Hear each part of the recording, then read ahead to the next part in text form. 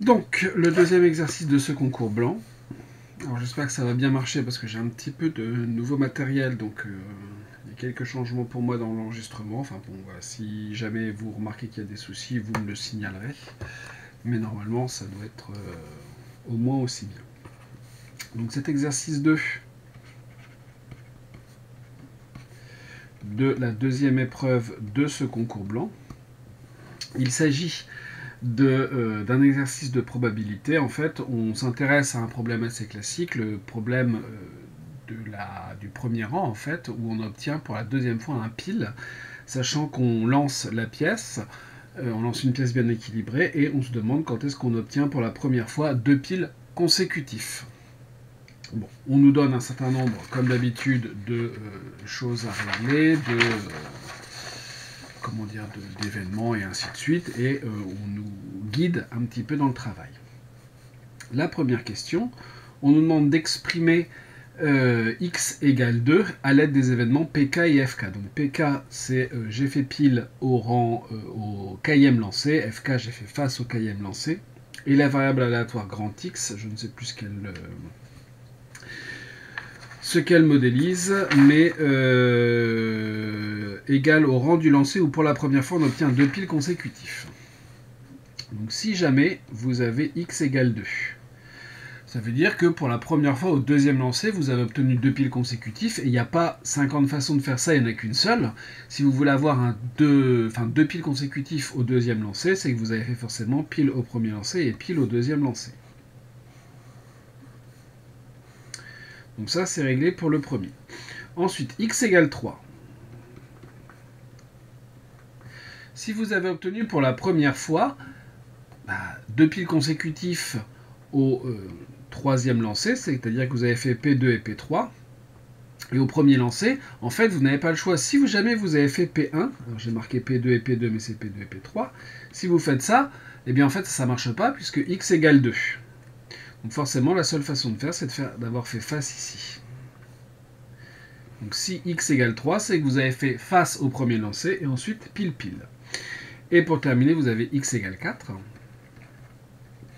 Donc là, il y a plus de choix. Soit vous faites face, pile, pile, ou alors c'est que vous faites, eh bien, pile, face, pile, pile. Mais il n'y a pas d'autre possibilité. Ça, beaucoup d'entre vous, vous ne l'avez pas, vous avez que la moitié du problème, hein, vous avez souvent occulté cette deuxième partie.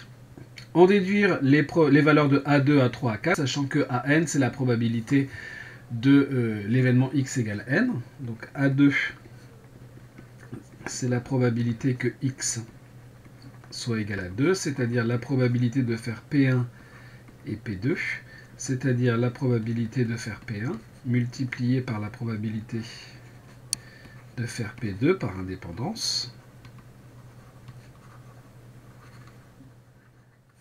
Et comme la pièce est bien équilibrée, si je ne dis pas de bêtises, je fais quand même un petit peu d'exercice de proba depuis, une pièce bien équilibrée, donc ce qui nous fait un quart. Donc vous avez A2 qui vaut un quart. A3, c'est donc la probabilité que x soit égal à 3, c'est-à-dire la probabilité de faire F1, P2 et P3, c'est-à-dire eh bien, 1 demi fois 1 demi fois 1 demi, 1 huitième, là aussi par indépendance. Je ne m'étends pas sur le sujet, en plus c'est la première question de l'exercice, donc normalement c'est quelque chose d'assez simple. Pour x égale 4, donc A4, Cp de x égale 4, c'est-à-dire la probabilité, là je vais m'apesantir un petit peu plus, F1, F2, P3, P4, ou P1, F2, P3, P4. Et c'est la somme de ces deux probabilités parce que les événements F1, F2, P3, P4 et P1, F2, P3, P4 sont des événements qui sont incompatibles. Donc ça c'est la probabilité de... Alors je marque F1 en fait pour être très précis. Ici je devrais marquer P1 et P2, F1 et F2 et F3. F1 et F2 et F3 et P4, P1 et P2 et P3 et P4. Donc j'aurai F1 et F2 et P3 et P4, plus la probabilité de P1 et F2 et P3 et P4 par incompatibilité. Et ensuite, même chose, on invoque l'indépendance, c'est-à-dire qu'on va avoir 1/8 plus 1/8 par indépendance. J'ai marqué 1/8, mais non, il y en a 4, donc c'est 1/16 plus 1/16 par indépendance. Donc vous avez A4 qui vaut 2/16, c'est-à-dire 1/8. Voilà pour la première question. Question pour laquelle, forcément, pas mal d'entre vous ont perdu des points à cause de ce morceau qu'il manquait pour le A4. Deuxième question. Montrez que pour tout n, un est égal à la somme des AK. Alors, certains d'entre vous ont essayé un raisonnement avec des phrases, beaucoup de blabla, qui ne veut pas forcément dire grand-chose. Alors, la question n'est pas très difficile, mais on en attend quand même un petit peu de rigueur. Donc je me donne un entier n. L'énoncé me dit que un, c'est la probabilité de l'événement un. Et qu'est-ce que c'est que cet événement un? C'est au cours des n premiers lancers, on obtient au moins une fois une succession de 2 piles consécutifs. C'est-à-dire qu'on va avoir la probabilité d'avoir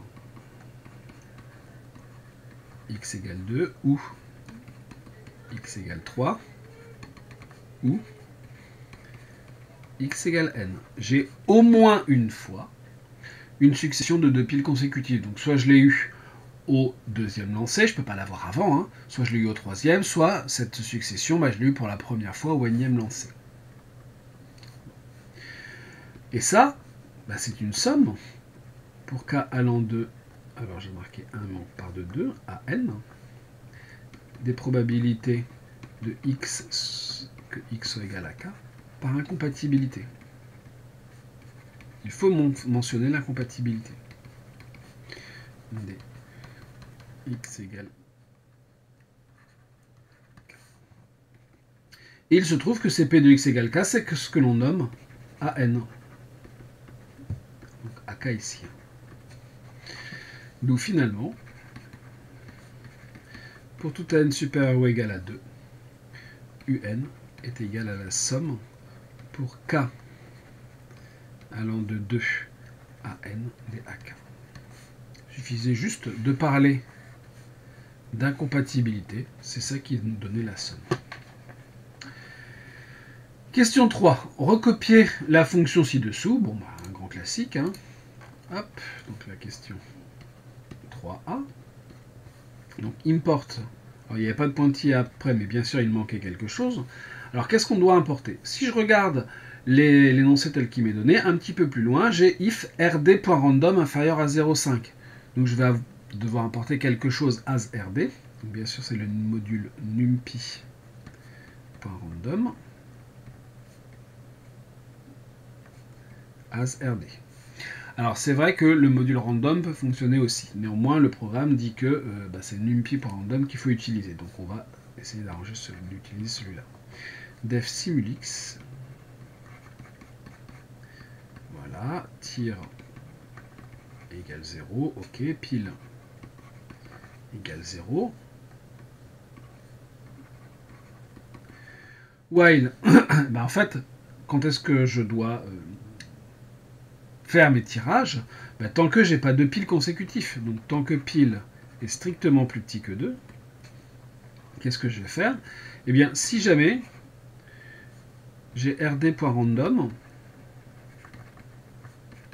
qui est inférieur à 0,5, ce qui se produit avec une probabilité de 0,5. Dans ce cas-là, on peut considérer que j'ai fait un pile. Alors on peut aussi considérer qu'on a fait un face. Hein. Sinon, qu'est-ce que ça veut dire? Ça veut dire que j'ai fait face. Dans ce cas-là, mon compteur de piles revient à 0. Dans tous les cas, le nombre de tirs, il augmente d'un cran. Et puis ce que je vais renvoyer à la fin, c'est que je renvoie mon nombre de tiers. Voilà la fonction qui était demandée. Question 3b, écrire une fonction d'entête moyenne. Très bien.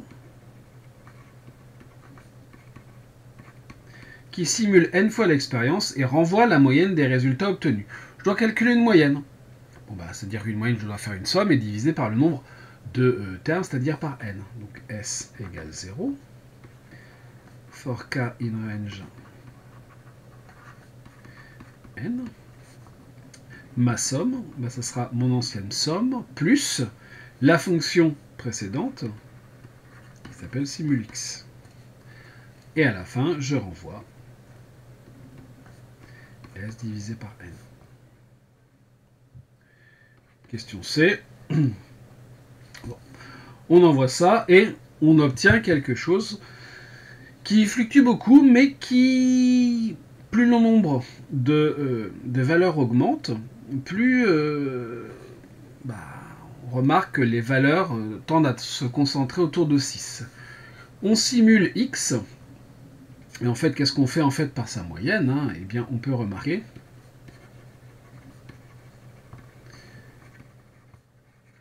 que x a une valeur moyenne proche de 6. Donc la conjecture, une histoire de moyenne, c'est lié à une histoire d'espérance. Hein. X admet une espérance et son espérance vaut 6. Voilà la conjecture que j'aimais. Le graphique me montre une valeur moyenne proche de 6. Je traduis ça en termes de probabilité. C'est une histoire d'espérance. Égale à 6. Question 4. Montrer que pour tout n, P de un plus 1 égale P de un plus P de bn plus 1 moins P de un inter bn plus 1. Clairement, j'ai quelque chose du type P de A plus P de B moins P de A inter B. C'est la formule du crible. Donc, la probabilité de un plus 1. Qu'est-ce que c'est que un plus 1 ? Un plus 1, c'est j'ai obtenu au moins une fois une succession de 2 piles consécutifs au rang n plus 1. C'est-à-dire que soit j'ai obtenu cette succession au rang d'avant, soit eh bien, je l'obtiens au rang maintenant, c'est-à-dire Pn moins 1 inter Pn. C'est-à-dire, donc ça c'est 2 piles avant le rang n. Ou alors ça c'est 2 piles. Alors pardon, ici j'ai mis 1. Ou alors 2 piles au rang n. C'est-à-dire qu'on va donc avoir P de un inter, c'est ce qu'on a appelé Bn. Un plus 1, donc ici, pardon, hop, c'est Pn inter Pn plus 1. Donc ici c'est Bn plus 1. Et donc ça c'est donc P de un plus P de Bn plus 1 moins P de un inter Bn plus 1 par le crible.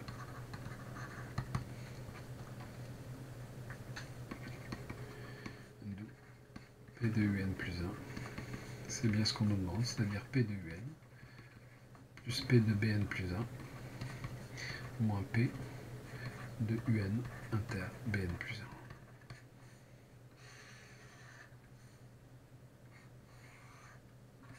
1. Voilà pour la question 4a. 4b. Montrer que pour tout n supérieur à 4, un inter Bn plus 1 égale ce qu'on nous demande. Je prends n plus grand que 4. Un inter Bn plus 1. Qu'est-ce que c'est que ça? C'est-à-dire que j'ai eu à la fois des 2 piles avant le rang n et Bn plus 1, j'ai fait eu 2 piles dans mes 2 derniers tirages en fait. Qu'est-ce que c'est que ça? Soit j'ai eu mes 2 piles 2 rangs avant. Et dans ce cas-là, ça veut dire quoi? Ça veut dire que j'ai eu soit un face au rang n-1 et je termine par 2 piles. Ou alors, je termine, ici donc j'ai terminé par un face et 2 piles, ou alors j'ai terminé par 3 piles. Ça, c'est inclus dans UN en fait.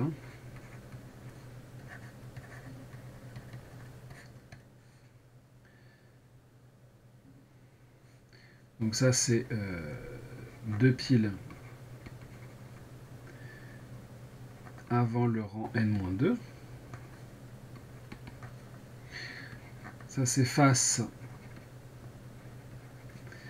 à n-1 suivi de 2 piles. Ou alors, j'ai eu 3 piles consécutifs.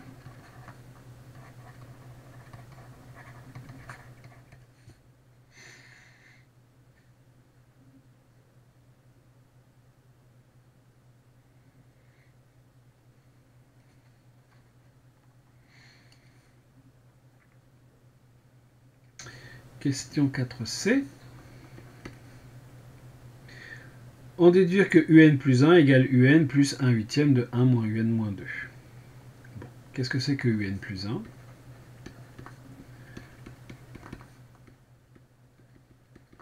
C'est la probabilité de UN plus 1.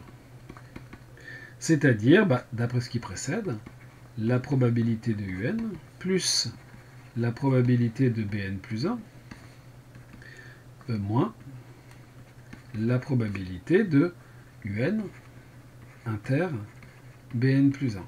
Alors évidemment, ça, c'est pas indifférent à ce qui est juste avant. Donc vous avez P de UN, c'est UN, plus P de Bn plus 1. C'est la probabilité de faire pile et pile dans les deux derniers rangs, c'est-à-dire un quart. Moins la probabilité qui est ici, c'est donc la probabilité de cette union qui est en fait une union incompatible. Donc moins la probabilité de UN moins 2 inter F n-1 inter Pn plus 1 moins la probabilité de Pn-1 inter Pn inter Pn plus 1. C'est-à-dire UN plus un quart moins ici par indépendance des tirages, vous allez avoir P de UN-2 multiplié par 1 huitième, moins, ici vous avez 1 huitième en fait. Et donc vous avez UN, 1 quart moins 1 huitième, ça nous fait 1 huitième, moins 1 huitième multiplié par UN-2, ce qui nous fait donc UN plus 1 huitième multiplié par 1 moins UN-2. D'où, pour tout n supérieur ou égal à 4, alors pourquoi supérieur ou égal à 4? Parce qu'on utilise la propriété précédente qui ne fonctionne qu'avec n supérieur à 4. UN plus 1 est égal à UN plus 1 huitième de 1 moins UN-2.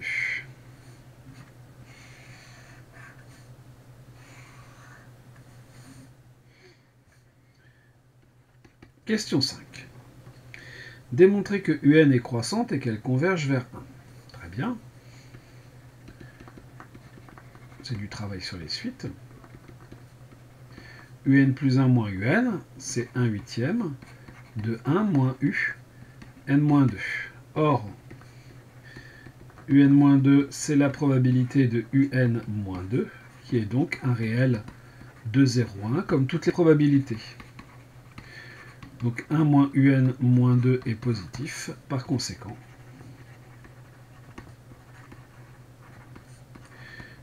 UN plus 1 moins UN est positif. La suite UN est croissante.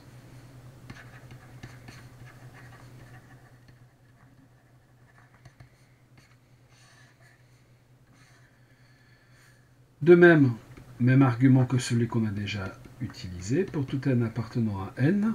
Alors, est-ce que c'est du n ou du n étoile UN, c'est au cours des n premiers lancés, donc bon. On peut laisser n supérieur à n dans n, c'est pas très grave. UN est égal à P de UN, qui est dans 0,1. Donc UN est majoré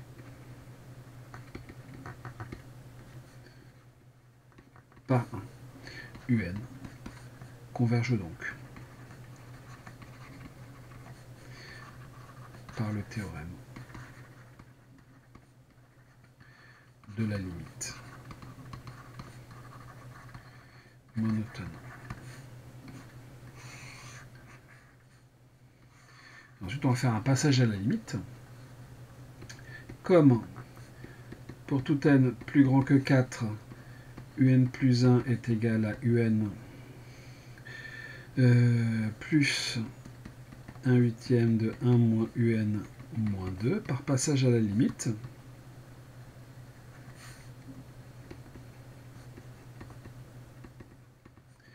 la limite L de UN vérifie l'équation suivante. Vérifie L est égal à L plus 1 huitième de 1 moins L. Ce qui fait que 1 huitième de 1 moins L est égal à 0, ce qui fait que L est égal à 1. Conclusion, UN converge vers 1.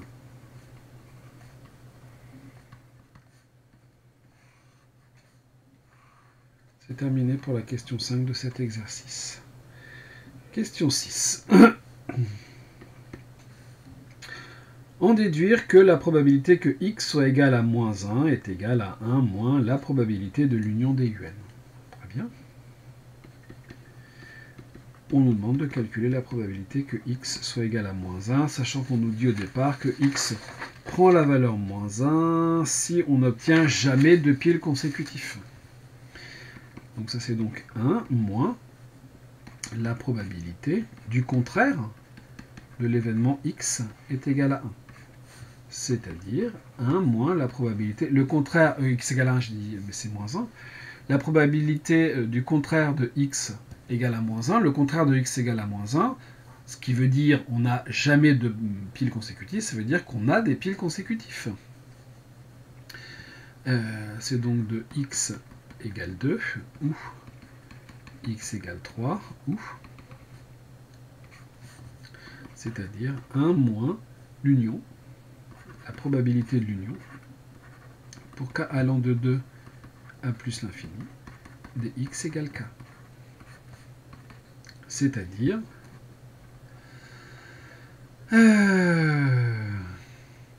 rien du tout pour le moment. Il va falloir que l'on calcule la probabilité de cette union des UN. Or, la suite, j'ai marqué des UN.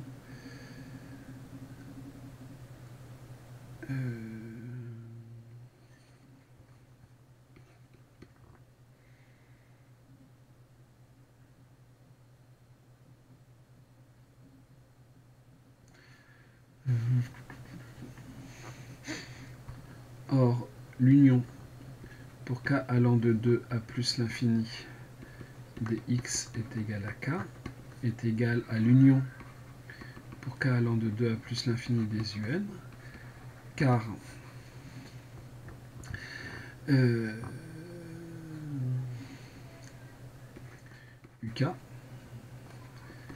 UK ça veut dire quoi? Ça veut dire que j'ai obtenu un K, je vais noter ça comme ça, des UK ici. UK c'est quoi? Donc UN c'est quoi? C'est que j'ai obtenu au moins 2 fois pile au cours des n premiers rangs. C'est-à-dire que j'ai obtenu au moins 1x égale k pour k allant de 2 à n.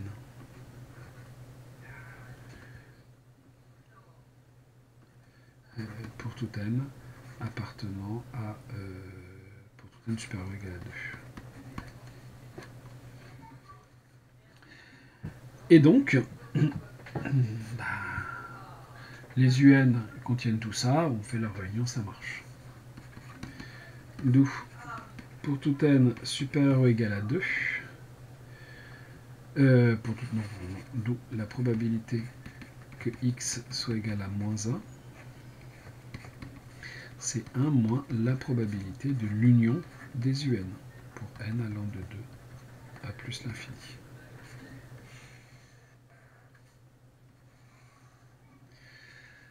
Quel est l'intérêt de cette chose? Or, la suite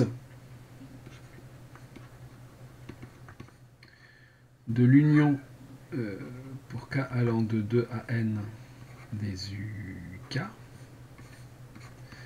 est une suite qui est clairement croissante d'événements.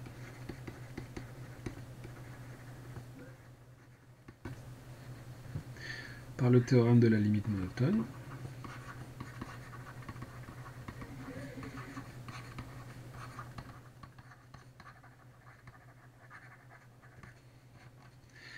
la limite, lorsque n tend vers plus l'infini, de la probabilité que l'union de k égale 2 à n duk, ce sera la même que la limite des probabilités duk, c'est-à-dire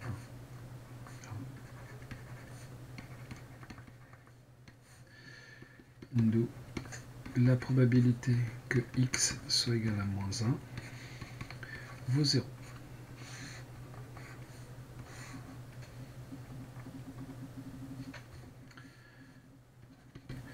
Question 7. Montrez que pour tout n, Vn moins Vn plus 1 est égal à 1 huitième de Vn moins 2, sachant que Vn c'est 1 moins Un.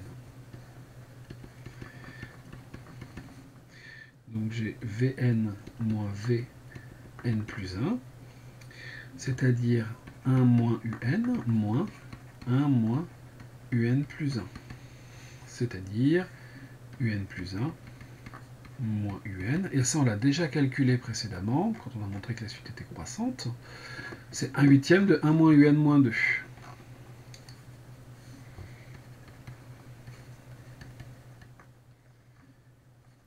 C'est-à-dire 1 huitième de Vn moins 2. Pour tout n plus grand que 4, Vn moins Vn plus 1 est égal à 1 huitième de Vn moins 2. C'est réglé pour cette question-là. Question 8. Justifiez alors que la probabilité que x soit égal à n plus 1 est égale à Vn moins Vn plus 1. On me demande de calculer la probabilité que x soit égal à n plus 1.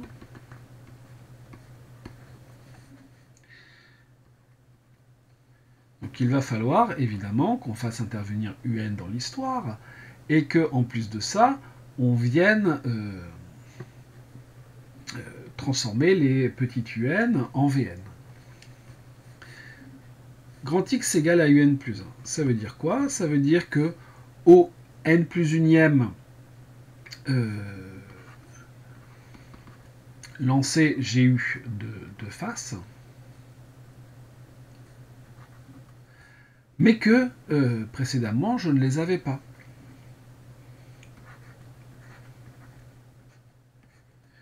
C'est-à-dire P de Un plus 1 moins P de Un.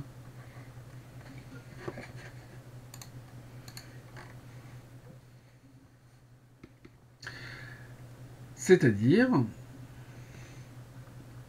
Un plus 1 moins Un, c'est-à-dire 1 moins Vn plus 1 moins 1 moins Vn, c'est-à-dire Vn moins Vn plus 1.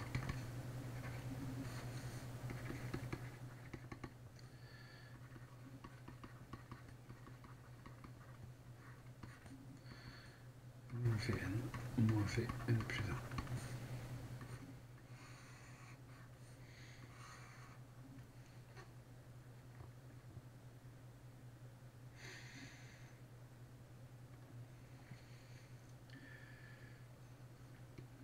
Question 9. Démontrer par récurrence que pour tout un Sn égale machin, sachant que Sn, c'est la somme de je ne sais plus quoi, ça nous l'a dit avant, la somme des k p de x égale k. Très bien. C'est une récurrence. On va noter Pn, la proposition Sn est égale à 6 moins 8 Vn plus 2 moins n Vn. Pour n égale 2.